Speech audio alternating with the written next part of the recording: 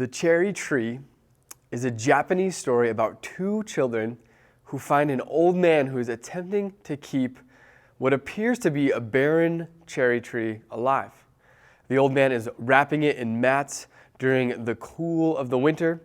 He's tenderly caring for this, and when the kids encounter this old man, they ask him what he's doing. And he responds with these words.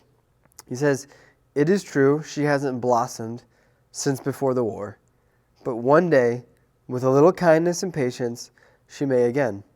Not in my lifetime, perhaps, but one day, I'm sure of it." The old man has hope. He has hope not in what is seen, but what is unseen.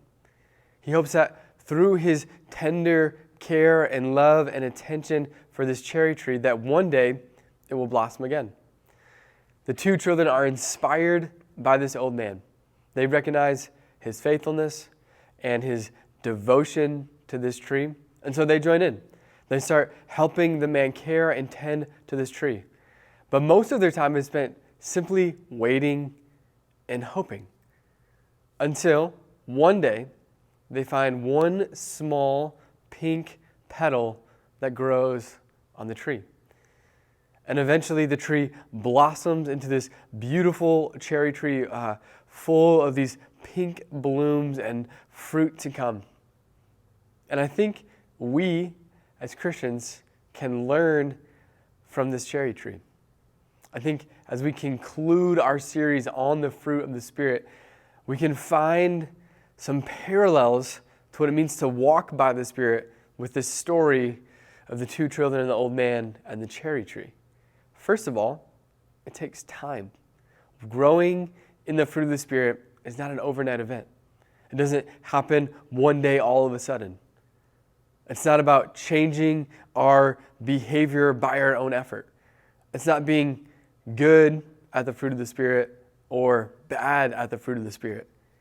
No, it's about learning through patience, through hope, through endurance, how we can walk with the Spirit and have Him produce fruit in our lives. My wife, Karen, is a flower farmer.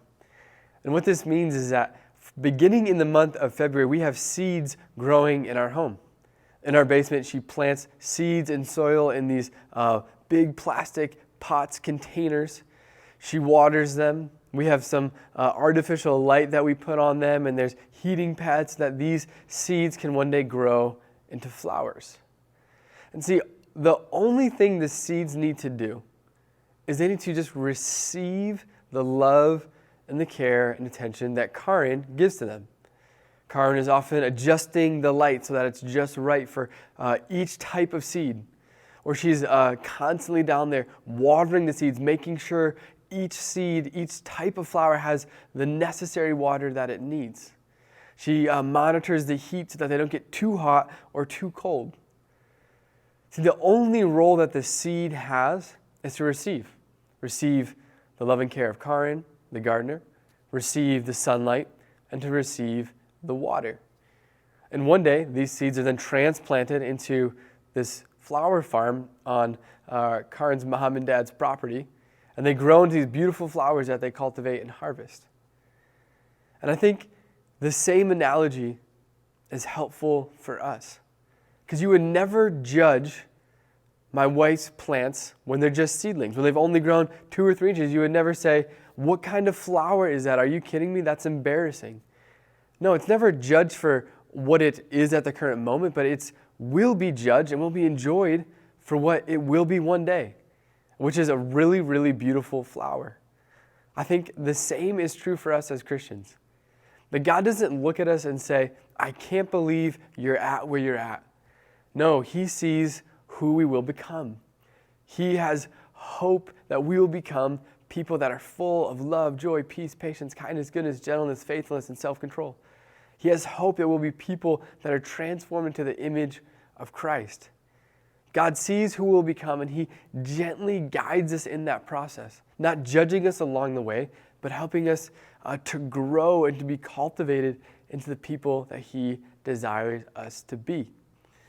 So in today's conversation in groups, it's a bit personal. The questions are for you to reflect on and to share with your group how you are yielding to the process of God's growth in your life.